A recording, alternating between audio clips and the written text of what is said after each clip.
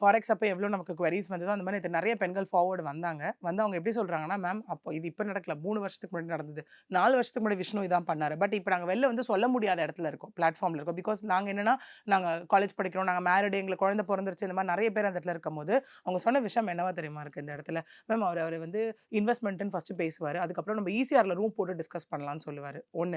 2வது வந்து சில பெண்கள் கிட்டலாம் எப்படின்னா, நான் நெறைய இடத்துல இப்ப எங்கேயாவது ஒரு ரிலேட்டடா மீட் ரிலேட்டடா எங்கேயாவது போறாரு அப்படின்னா கூட, அவங்களையும் கூட hi let's meet for a coffee date அப்படியெல்லாம் கூப்பிட்டது உண்டாமா. ஓகே 1.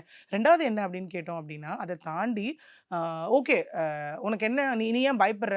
இந்த காண்டம் விஷயத்த பத்தி நான் பேச விரும்புறேன். காண்டம் அவரா தான் எடுத்துட்டு வந்திருக்காரு அந்த இடத்துல. ஓ! அவரே அவர் எடுத்துட்டு எடுத்துட்டு வந்து தான். வந்திருக்காரு. ஏன்னா இந்த காண்டம் விஷயத்த ரிலேட் பண்றதுக்கு நேத்து சில விஷயங்கள் தகவல்கள் வந்துச்சு. என்ன அப்படின்னா, உனக்கு என்ன பயம்? எதுக்காக பயம்? நம்ம காண்டம் வச்சு நம்ம செக்சுவல் இன்டர்கோர்ஸ் பண்ணிக்கலாம். பெயின் இல்லாம நான் பண்றேன். இந்த மாரியெல்லாம் அந்த இடத்துல வந்து கான்வர்சேஷன்ஸ் வந்து பேசி, இவ்வளவு கேவலமா அந்த இடத்துல என்ன ஏன் ஏன் பயப்படுற? எதுக்கு பயப்படுற? அப்படிங்கிற மாரியெல்லாம் வந்துட்டு விஷ்ணு அங்க பேசினது உண்டு. அது வந்துட்டு கல்யாணமான பெண்களா இருக்கட்டும், ட்ரை பண்ணது, ஆகாத பெண்கள், college going girls, work going girls எல்லாரையுமே அவர் ட்ரை பண்ணியிருக்கார்.